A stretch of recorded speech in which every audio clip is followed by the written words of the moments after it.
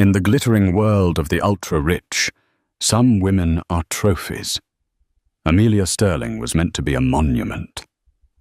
For 15 years, she stood as the silent, elegant wife of billionaire tycoon Richard Sterling, a woman who weathered his public scandals with a quiet, unbreakable dignity. But dignity has its limits, and loyalty has its price. When Richard makes the fatal error of publicly replacing her with his young mistress at the city's most important gala, he assumes he has finally broken her. He is wrong. Tonight, Amelia Sterling will not be a silent monument. She will be a storm, and she will be wearing red. The grand ballroom of the Pierre Hotel was a galaxy of man-made stars, a universe of glittering diamonds, shimmering silks, and blinding ambition, all orbiting the gravitational pull of old money and new power. This was the annual Metropolitan Arts Gala, the undisputed pinnacle of New York City's philanthropic calendar. To be here was to be someone. To be seen here was to matter. And no one mattered more tonight, it seemed, than Richard Sterling and the woman on his arm. Richard, the CEO of Sterling Global Acquisitions, was a man carved from granite and arrogance.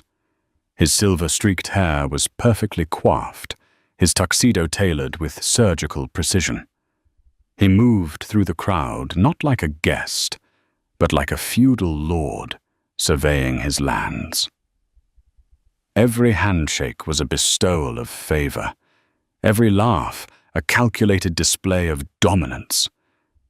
And on his arm, clinging to him like the most exquisite of parasites, was Isabella Dubois.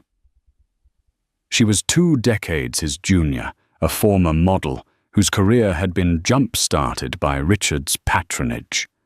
Her dress was a cascade of silver sequins, a direct challenge to the crystal chandeliers above. She was breathtakingly beautiful, with wool-hungry eyes that darted around the room, cataloguing every rival, every socialite, every wife she had successfully supplanted, if only for the evening. She was the living, breathing symbol of Richard's power, a man so wealthy, so influential he didn't need to hide his indiscretions. He could parade them on the most public of stages. They were a picture of triumph, a king and his chosen consort holding court. Darling Isabella purred, her French accent thick and deliberate, her lips close to Richard's ear. The Vanderbilts are staring. I think Beatrice is about to have an aneurysm. Her pearls look positively yellow with envy. Richard chuckled a low, rumbling sound of pure satisfaction. He squeezed her hand. Let them stare. They're yesterday's news. We're the headline. He scanned the room, his gaze sweeping over the clusters of whispering guests. The whispers were for him, he knew. For them. About his audacity. About his spectacular new plaything. He thrived on it. It was better than any multi-billion-dollar merger. A junior associate from his firm, a nervous young man named David, approached them, balancing 2 glasses of champagne. Mr. Sterling, Ms. Dubois. An absolute vision, as always.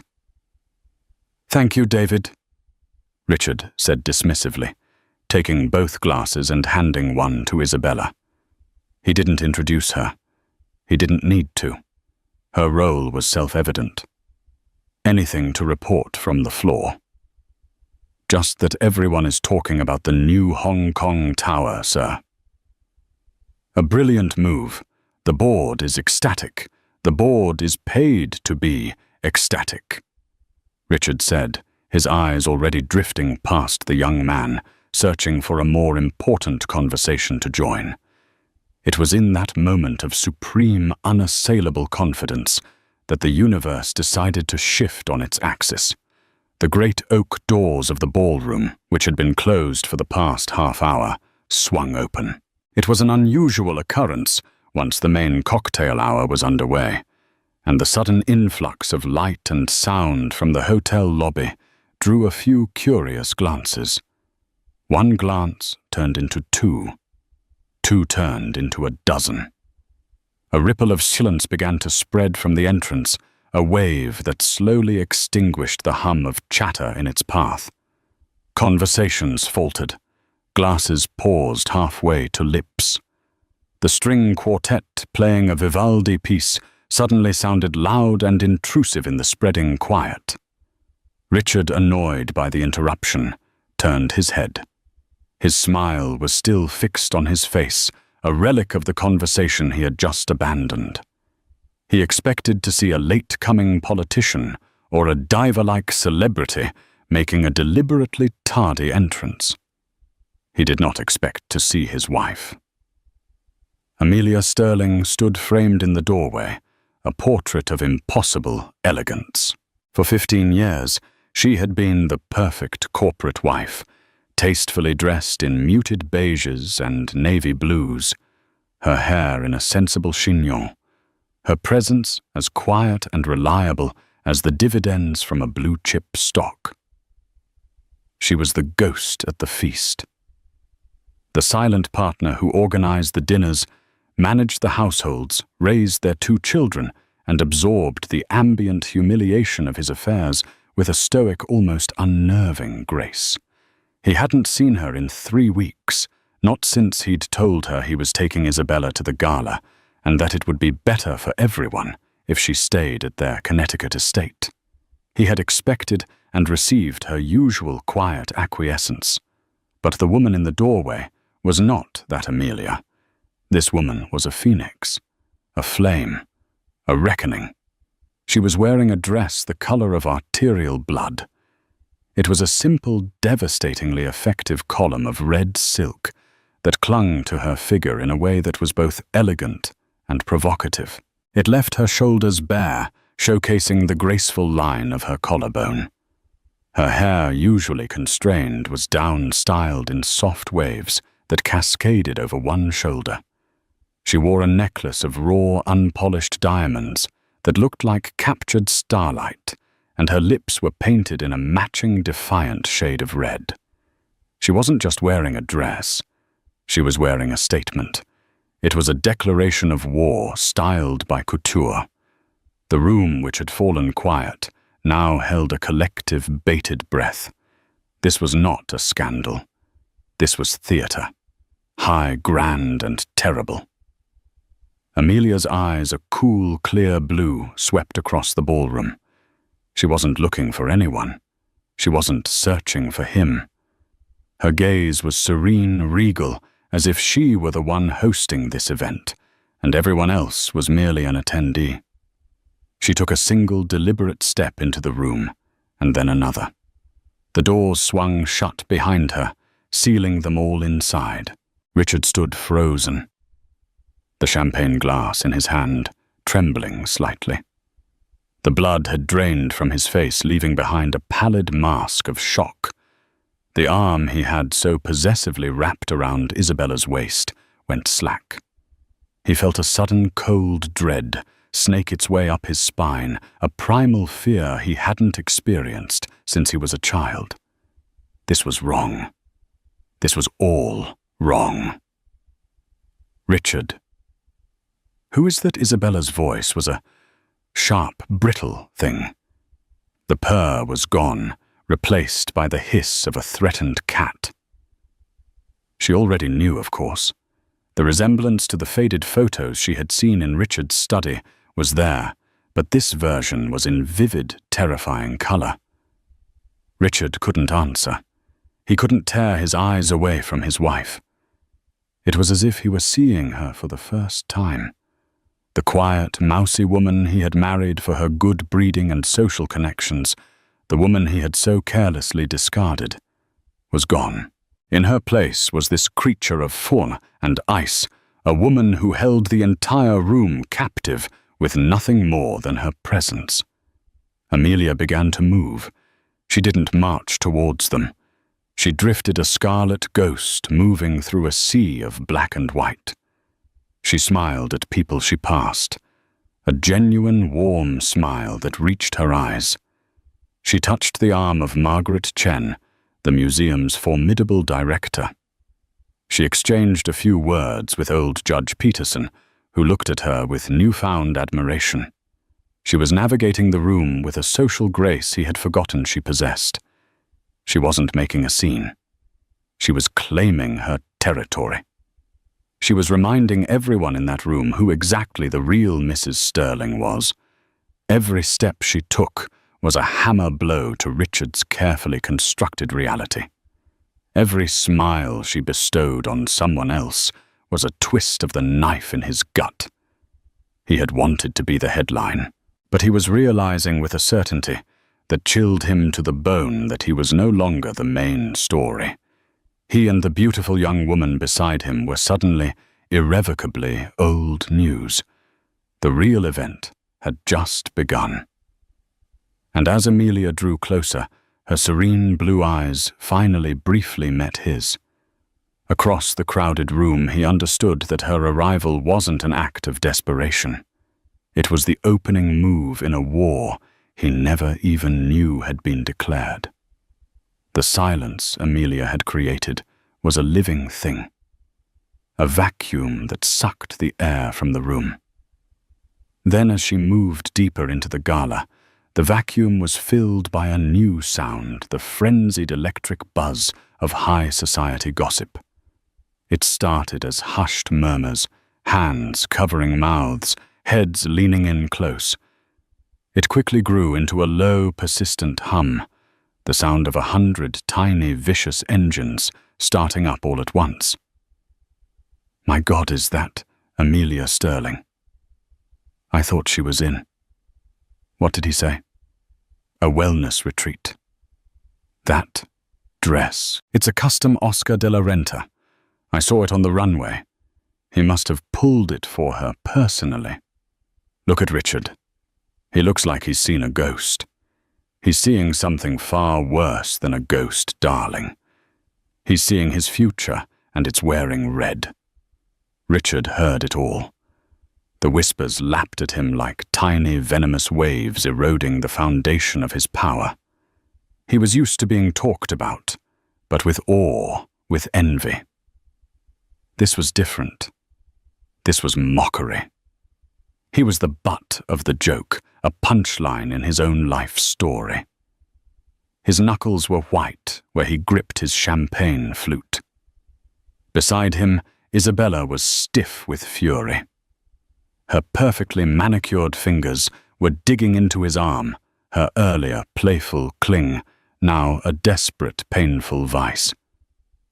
Richard, do something, she hissed, her voice low and tight. She is humiliating us.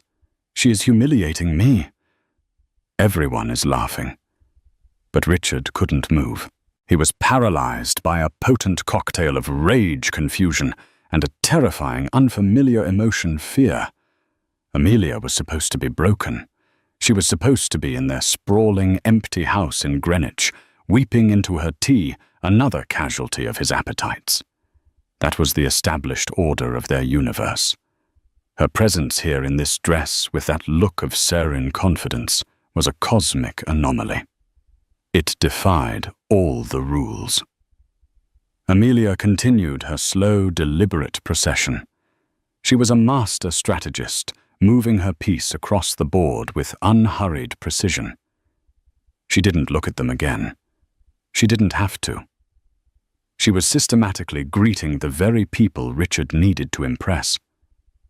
She paused to speak with Kenji Tanaka, the Japanese tech mogul Richard had been courting for a joint venture. She shared a laugh with him, her head tilted back, the diamonds on her neck catching the light. Tanaka, a notoriously stoic man, laughed with her, a broad, genuine smile. Richard felt a lurch of panic in his stomach. He had been trying to get a one-on-one with Tanaka for 6 months. Then she moved toward a small group that included Marcus Thorne. Thorne was Richard's oldest and most bitter business rival, a shark who smelled blood in the water from a mile away. Amelia extended her hand to him. Marcus, she said, her voice clear and carrying in the now quieter room. How wonderful to see you. You're looking well. Thorn, a wolfish grin spreading across his face, took her hand and held it for a moment too long. Amelia, my dear, the pleasure is all mine. You are a revelation. His eyes flicked over to Richard, a glint of pure, unadulterated schadenfreude in them.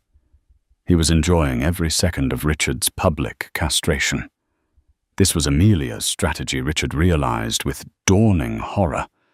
It wasn't a hysterical, emotional confrontation he could easily dismiss. It was a targeted, strategic dismantling of his professional life. She was reminding every power player in this room that she was the one with the history, the legacy, the name. Isabella was a dalliance. Amelia was the dynasty. Finally, the spell broke, urged on by another vicious pinch from Isabella. Richard moved. He set his glass down with a thud, straightened his jacket, and began to stride towards his wife, a thunderous expression on his face. The crowd parted before him like the Red Sea. "I'll handle this," he muttered to Isabella, leaving her standing alone, a beautiful sequined statue of irrelevance. He reached Amelia just as she was turning away from Marcus Thorn. He grabbed her arm, his grip far too tight. "What the hell do you think you're doing?" he growled, keeping his voice low, but failing to hide the fury that contorted his features. Amelia didn't flinch. She didn't try to pull away. She simply turned her cool blue eyes on him. Up close, he could see the fine lines around them. Lines he had put there, but tonight, they didn't look like lines of sadness. They looked like battle scars. "I'm attending a gala." "Richard," she replied, her voice even. "The same as you. I believe my name is on the invitation. Mr. and Mrs. Richard Sterling. Or did you have them print a new one?" Her calmness infuriated him more than tears ever could. "You were supposed to be in Connecticut. We discussed this." "No," she said, her voice dropping a fraction, becoming a blade of ice. "You told me what you had decided. There was no discussion. I've merely decided to renegotiate the terms of our arrangement." Marcus Thorn, who had been lingering nearby, let out a soft chuckle. Richard shot him a murderous glare. "This is not the time or the place, Amelia." "It seems to be the perfect time and place," she said, glancing around the room. "Everyone is here, all our friends, your colleagues, your guest." She let her eyes drift for a second toward Isabella, a flicker of something unreadable in them, before returning her gaze to Richard's. "It's so much more efficient this way." It was then that he noticed it. Tucked under her arm was a sleek crimson leather portfolio perfectly matching her dress. It looked thin, holding perhaps only a few dozen pages. But in the context of her words, of her presence here, it suddenly seemed to weigh 1,000 pounds. What was in it? Divorce papers, embarrassing photos, or something worse? The renegotiation she mentioned suddenly sounded less like a marital dispute and more like a corporate takeover. "What is that?" he demanded, nodding towards the portfolio. A faint, mysterious smile played on her lips. "Just some light reading. For later. Perhaps something to share with my new friends." She patted Marcus Thorn's arm. "Marcus was just telling me how much he admires your aggressive business tactics. He's fascinated by the Phoenix Project." Richard felt the blood turn to ice in his veins. The Phoenix Project. A highly leveraged, ethically dubious deal he had pushed through with creative accounting and a series of shell corporations. It was his greatest triumph, but also his greatest vulnerability. No one was supposed to know the real details of its structure, certainly not Amelia. How could she possibly? His mind reeled back. 3 months ago. The late nights, the files he'd brought home from the office, carelessly leaving them on his study desk.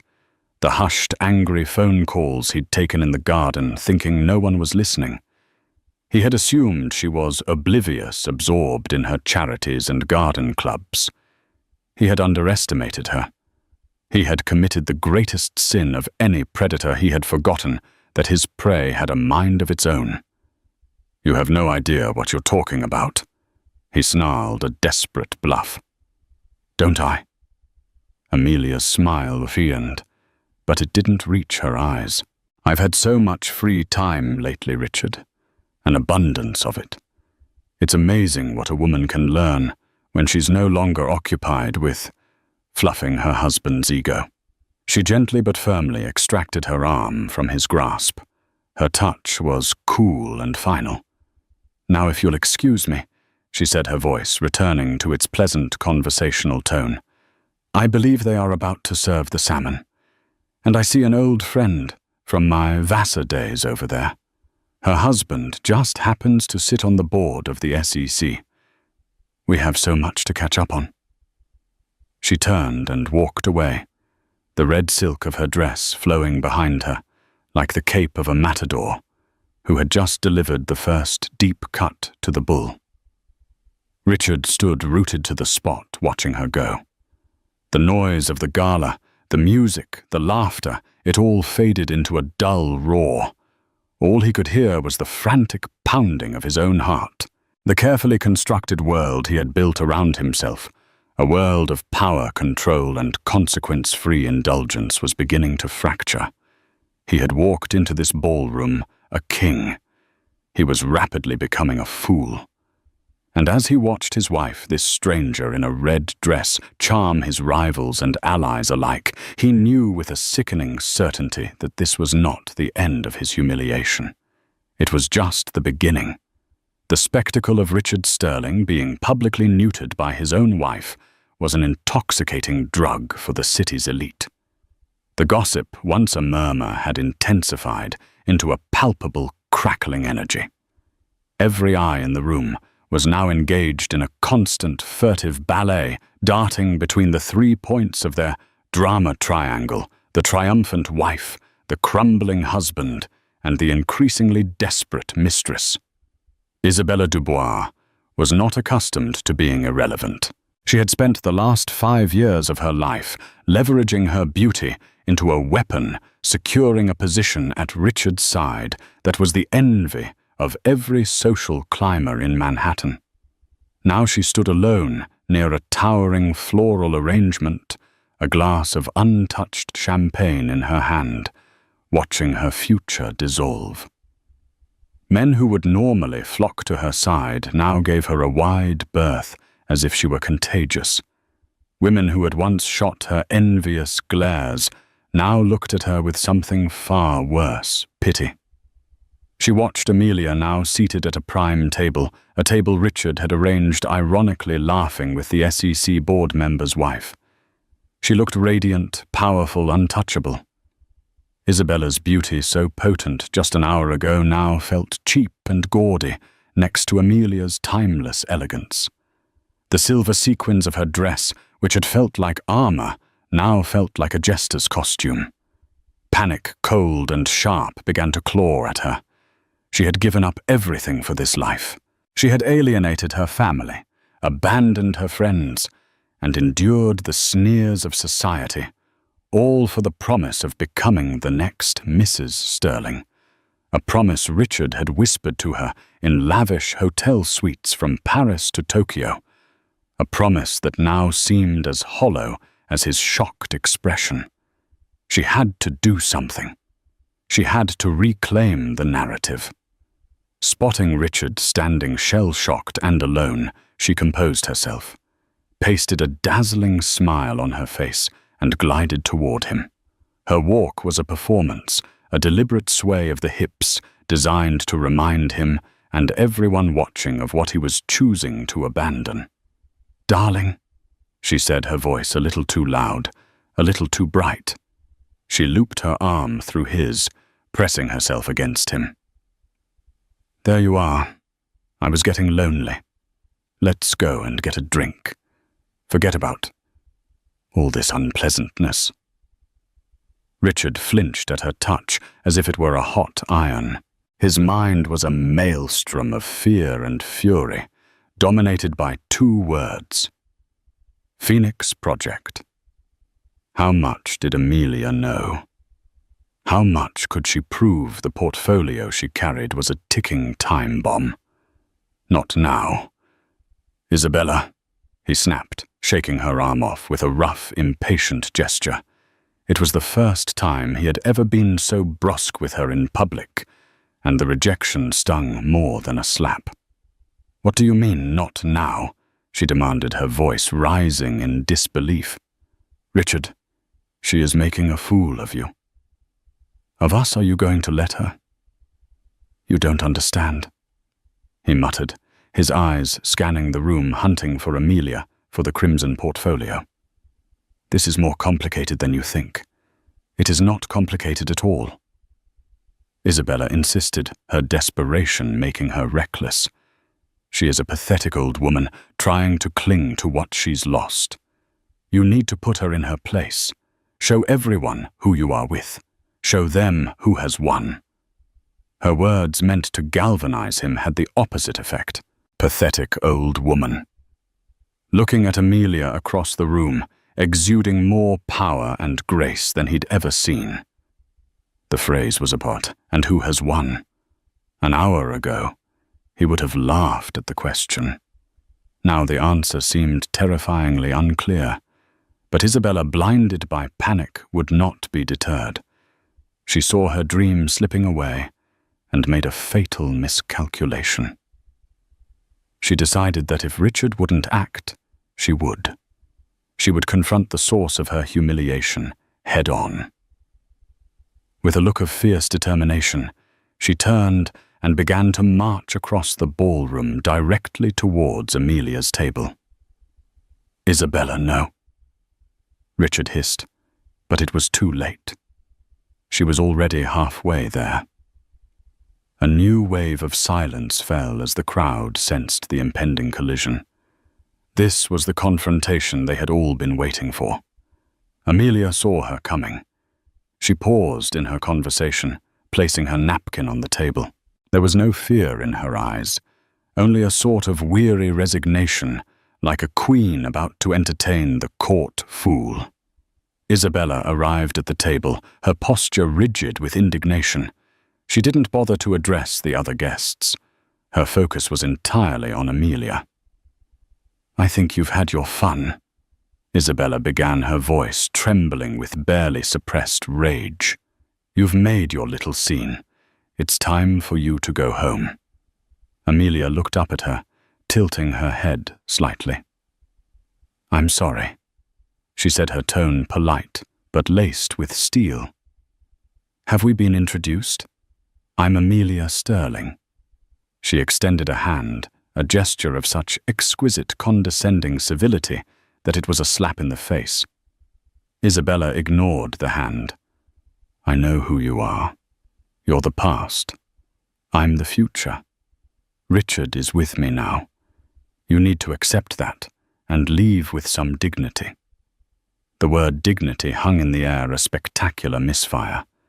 Amelia let a small, pitying smile touch her lips. "Dignity," she repeated softly, as if tasting the word. "That's an interesting choice. Tell me, Ms. Dubois, is it dignified to accept jewelry bought with funds from a joint marital account? Is it dignified to vacation in homes that are half owned by the woman you're trying to usurp? I'm only asking because the legal definitions of these things are about to become very relevant to you." The color drained from Isabella's face. She had always assumed Richard's wealth was an infinite amorphous resource. She had never considered the legal structures that underpinned it, the lines that divided his from theirs.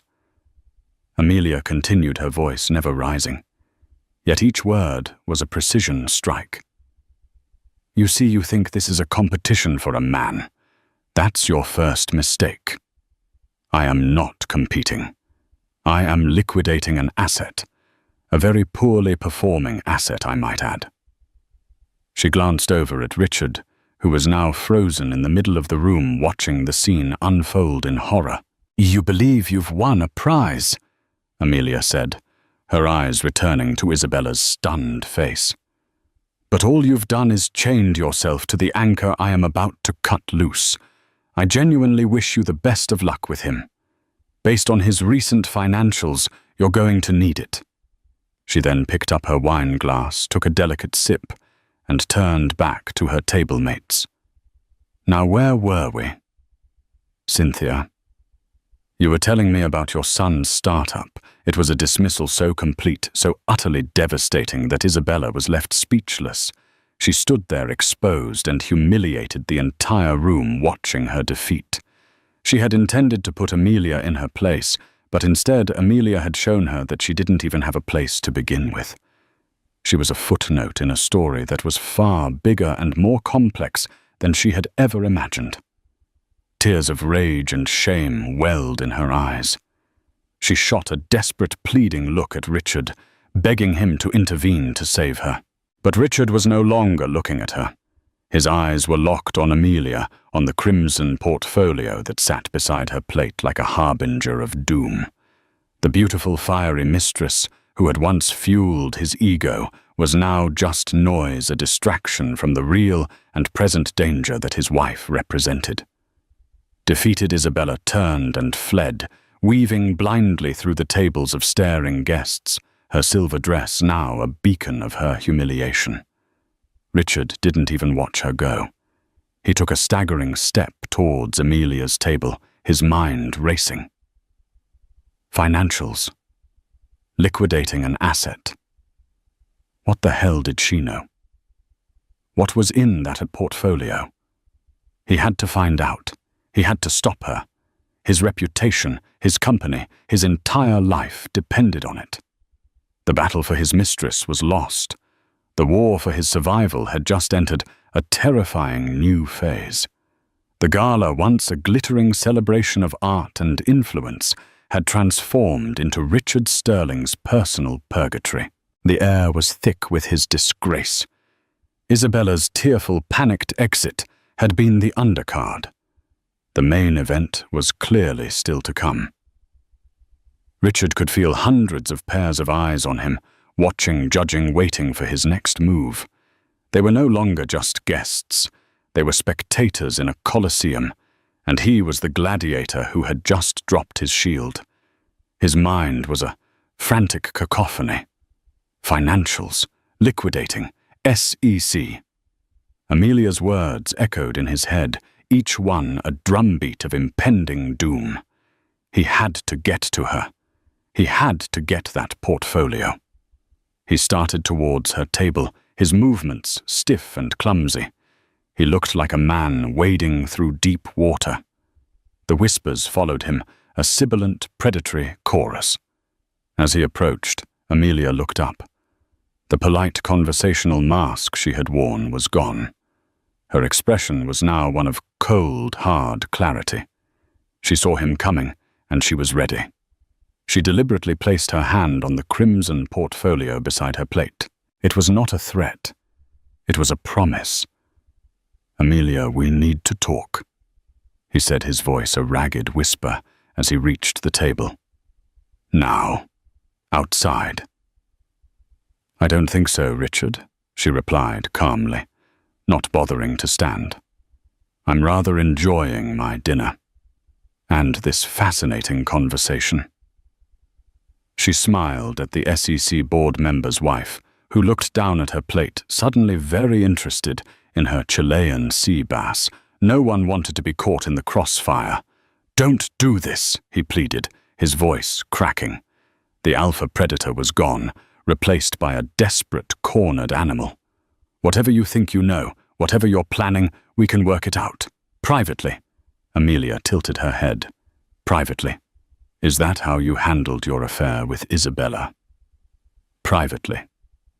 Is that how you handled the last 3 before her? You made your choices in public, Richard. It seems only fitting that you should face the consequences in public as well. From the corner of his eye, Richard saw a figure approaching. It was Marcus Thorne, his rival, a smug, predatory grin on his face. He was ostensibly coming to greet a colleague at the next table, but his trajectory was designed for maximum impact. He paused by Amelia's chair. "Everything all right here, Amelia?" Thorne asked, his voice dripping with false concern. "You look like you're being bothered." His eyes gleamed as he looked at Richard's pale, sweat-slicked face. Before Richard could snarl at him to get lost, Amelia answered. She gave Thorne a dazzling smile. "Not at all, Marcus. Richard and I were just having a fascinating discussion about corporate transparency." It was the perfect poison-tipped arrow. "Ah, transparency," Thorne said, savoring the word. "A noble concept. So rare these days, especially on projects as complex as the Phoenix Project. I've always wondered how you managed to structure that deal, Richard. Truly a work of art. Almost magical the way those liabilities seemed to just disappear." Richard felt his heart hammer against his ribs. It was happening. Right here. The controlled strategic demolition he had feared was beginning. "Marcus, this is a private family matter," Richard choked out. "It stopped being a family matter, Richard, when you started using family assets to finance it," Amelia said, her voice cutting through his defense. She finally opened the crimson portfolio. The sound of the latch clicking open was as loud as a gunshot in the silent tableau. She didn't pull out a stack of documents. She slid out a single glossy sheet of paper and placed it on the table. It was an infographic, simple and brutally clear. It showed a web of interconnected boxes representing shell corporations with arrows indicating the flow of money. It looked like a page from a business school textbook on money laundering. At the top in bold letters it read, "The Phoenix Project, a simplified flow of funds." In the center was a box labeled Sterling Global Acquisitions. Arrows flowed from it to a dozen smaller boxes with names like Apex Holdings Limited, Cayman Islands, and Viridian Solutions, Panama. And from those boxes, arrows pointed towards a single final destination, a box labeled RS Personal Discretionary Fund. It was a perfect, elegant summary of his grandest crime. A fraud so audacious he never imagined it could be untangled, let alone distilled onto a single, easily digestible page. "I was always so impressed with your creativity, Richard." Amelia said, her voice conversational, as if she were discussing a painting. She tapped a finger on the chart. "The way you used the company's pension fund as collateral to secure the initial loan from the German bank was particularly brilliant.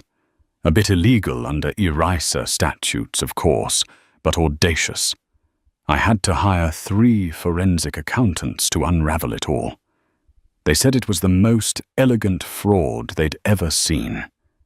A collective gasp went through the nearby tables. Pension fund. That was the sacred cow. The one line you did not cross. Marcus Thorne's eyes widened. He leaned in, staring at the infographic with the intensity of a treasure hunter who had just found his map. "My God," he breathed. "Is that the pension fund, Richard? You magnificent bastard." It wasn't a compliment. It was an epitaph. Richard stared at the paper, at the neat lines and boxes that represented his imminent ruin. He couldn't breathe. The entire ballroom seemed to tilt, the chandeliers swaying like angry gods. This was it. The killing blow. It wasn't just about divorce or losing half his fortune. This was about prison. This was about utter, complete annihilation. The name Sterling, a name he had built into an empire, would be synonymous with Madoff. He looked at Amelia, truly looked at her. The years of quiet endurance, of silent meals and forced smiles, he had seen it all as weakness. He saw it now for what it was. Observation. Data collection. She had been sitting in the quiet center of his life, watching, listening, and remembering everything. The portfolio wasn't a threat she had just conceived. It was a strategy she had been building for years, waiting for the perfect moment to execute. His public flaunting of Isabella wasn't the cause of her attack. It was merely the trigger.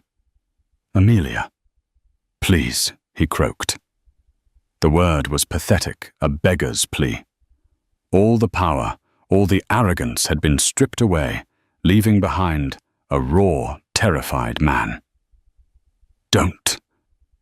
Amelia looked at him, and for the first time he saw not anger, but a profound, sorrowful emptiness in her eyes. It was the look of a woman who had already mourned the death of her love, her marriage, and the man she thought she had married. "Don't," she repeated, her voice soft but unforgiving. "Don't what, Richard? Don't show them what you are. You were so eager to do that just an hour ago." She picked up the infographic. Her gaze swept the room, meeting the eyes of his partners, his rivals, the journalists from the Wall Street Journal, and the Times who were present. She held it up not provocatively, but as a simple statement of fact. "He told me it was for the best if I stayed home. Tonight," she said, her voice carrying across the silent room. "He said my presence would be awkward. It turns out he was right." With that, she slid the paper back into its crimson sheath, clicked it shut, and stood up. The execution was complete. She had not only destroyed him, she had made him a participant in his own destruction. She had used his own arrogance as the weapon to bring him down. The click of the crimson portfolio's latch was not merely a sound. It was a judgment. It was the snap of a hangman's trapdoor, the thud of a gavel in a courtroom, from which there was no appeal, the final metallic closing of a coffin lid on a life that had until this moment been defined by limitless horizons. Richard Sterling, the Titan, the Predator. The king stood in the glittering center of the grand ballroom, utterly, irrevocably broken. The infographic was gone, hidden back inside its leather sheath, but its image was seared onto the retinas of every person in that room. It was a ghost of evidence that would haunt every future transaction, every board meeting, every whispered conversation bearing his name. The words pension fund and fraud hung in the air invisible, but with the suffocating density of smoke from a fire that could never be extinguished, poisoning everything he had ever built. Amelia stood a figure of impossible composure. The red of her dress was a stark, bloody slash against the opulent golds and creams of the room. It was the color of defiance, of sacrifice, and of victory. She was no longer just a woman, a wife, or a socialite. She had become an event, a human cataclysm that had fundamentally reshaped the social and financial landscape of the city in the space of a single hour. She had not raised her voice, she had not thrown a drink, she had not shed a tear. She had simply presented the truth, and the truth had been enough to bring an empire to its knees. Richard watched her, his mind a maelstrom of denial and dawning horror. It was like watching a film of his own life being run in reverse, everything he had painstakingly acquired, being spooled back into nothingness. The Hong Kong Tower, a monument to his ego that scraped the sky, now seemed a fragile house of cards. The joint venture with Tanaka, the key to his dominance in Asia, was now a dead dream. He could almost feel the Japanese mogul's icy withdrawal across the room. The respect of his board, a group of men he had ruled through fear and avarice, would curdle into self-serving panic by sunrise. The fear of his rivals. The fuel on which he had run for decades would be replaced by the circling, gleeful hunger of sharks who smelled his blood in the water. Everything he was, everything he had evaporated in the face of a single, elegantly designed sheet of paper held by the one person in the world he had deemed utterly powerless. All that was left was the raw, primal, and deeply unfamiliar terror of consequence. A sound tore from his throat, a choked, guttural noise that was part sob, part groan of a collapsing structure. He staggered forward, his hand outstretched a reflexive gesture towards the woman who had just annihilated him. Amelia. The name was a ragged plea. His wild eyes darted around, searching for an anchor in the spinning chaos of his reality. They fell on Isabella. She had crept back to the edge of the room, unable to flee the morbid gravity of the implosion. She stood half-hidden by a marble column, her face a mask of horror and dawning selfish comprehension. In her wide, terrified eyes, he didn't see sympathy. He saw her own calculations running her own future, being reassessed and found wanting. She wasn't just losing a benefactor. She was witnessing the fall of the empire she had bet her entire life on inheriting. In that instant, all of Richard's fear, shame, and incandescent fury coalesced and demanded a target, a scapegoat for a catastrophe that was so profoundly his own making. His mind, incapable of accepting his own agency in his ruin, latched onto the most convenient target. His wild, terrified eyes locked onto her. "You," he roared. The sound was animalistic, stripped of all civility, raw with the panic of a trapped beast. He pointed a trembling finger at her, the accusation a physical force. "This is your fault. All of it. You and your greed, your constant, endless pushing. When will you leave her? Richard, I deserve more, Richard. If it wasn't for you for flaunting you, none of this would have happened." Isabella recoiled, as if he had physically struck her. A collective horrified gasp rippled through the onlookers. This was a new, fascinating layer of cruelty. To be the discarded mistress was a common enough tragedy in this world. To be publicly humiliated was a more acute pain. But to be publicly blamed for a man's crimes, seconds after he had just been exposed as a felon, and after he had disowned his wife for you, that was a special circle of social hell reserved for only the most spectacular of falls from grace. "Get away from me," Richard snarled, his voice cracking with a rising tide of hysteria. He needed her gone. He needed to erase the symbol of his fatal arrogance. "I never want to see your face again. Get out." He was a king, abdicating his throne, and in his final pathetic act of power, ordering the execution of his court favorite. Isabella stood frozen for a second, her beautiful face once a portrait of confidence crumbling into utter devastation. The silver dress, once a symbol of her conquest, now seemed like a cheap, glittering shroud. With a strangled sob that was barely audible, she turned and fled. Not gliding but stumbling through the tables of staring guests, a pariah running from her own public immolation. But Richard barely registered her departure. He had jettisoned his mistress like so much excess baggage from a sinking ship. His focus, his entire being, was now singularly, desperately directed at the one person who held his fate in her hands.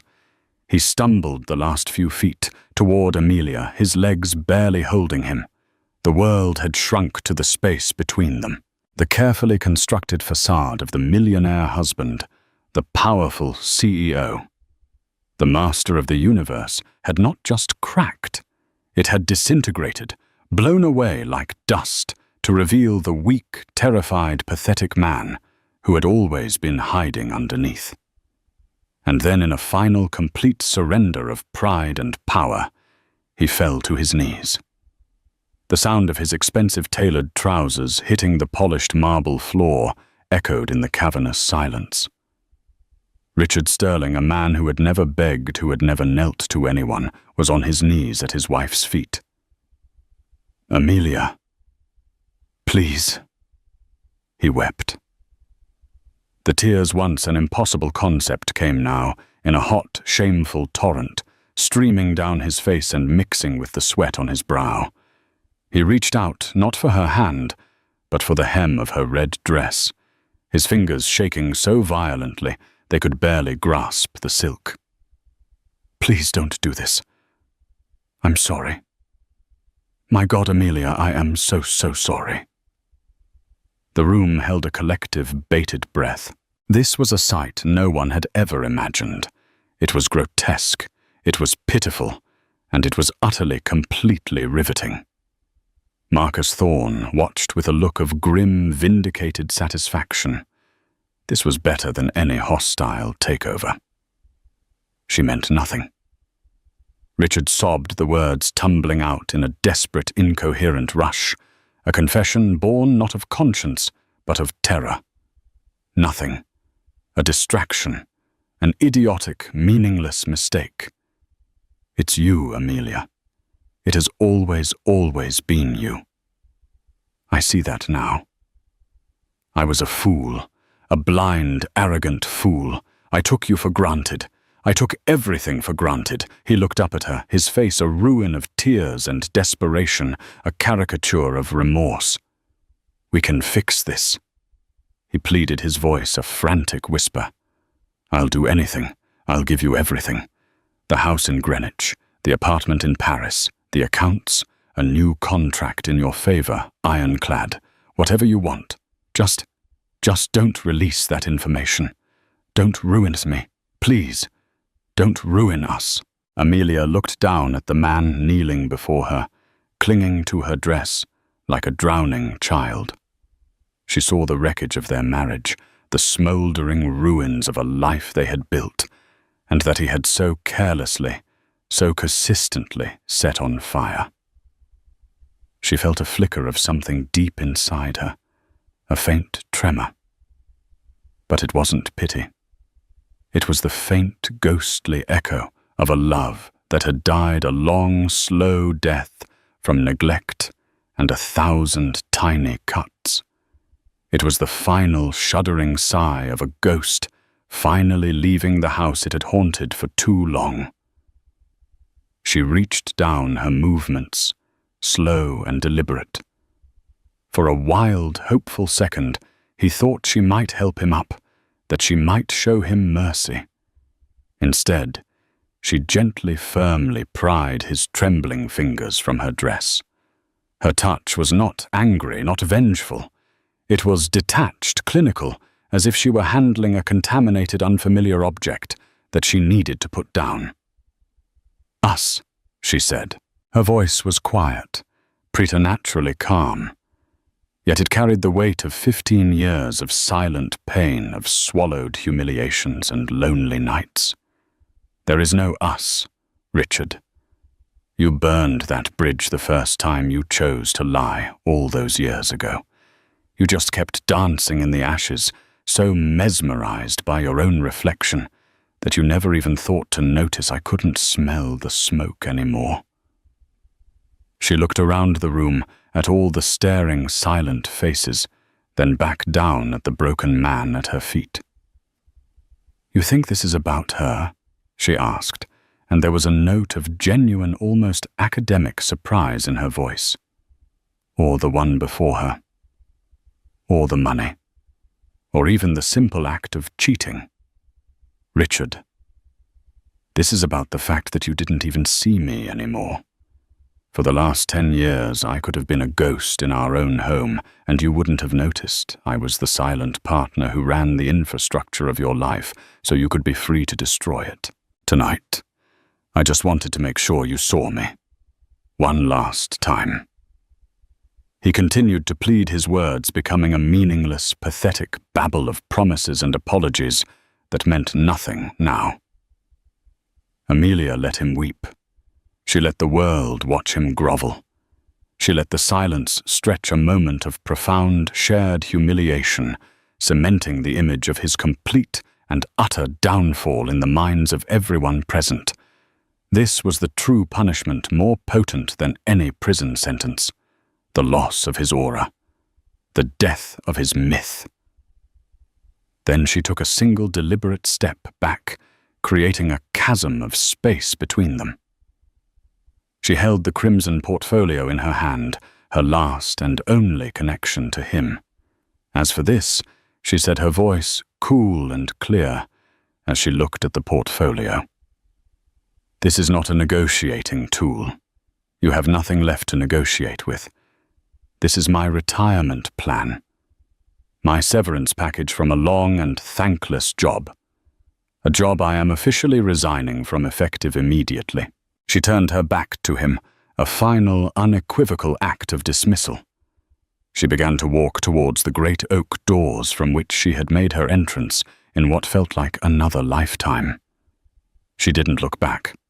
Her posture was perfect, her steps even and unhurried. The red of her dress was the only vibrant color in a world that had turned to gray for Richard Sterling. She was walking away from her husband, from her marriage, from the life that had been a gilded cage. She was walking towards an unknown future, but it would be hers, bought and paid for with his secrets.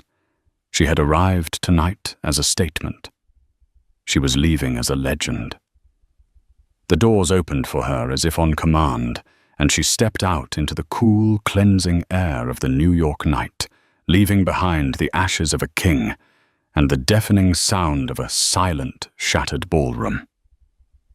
And so Amelia Sterling walked out of that ballroom, not as a victim, but as the architect of her own liberation. She didn't just get revenge. She reclaimed her power, her name and her future, all in a single, devastatingly elegant move. This wasn't just a story about a cheating husband.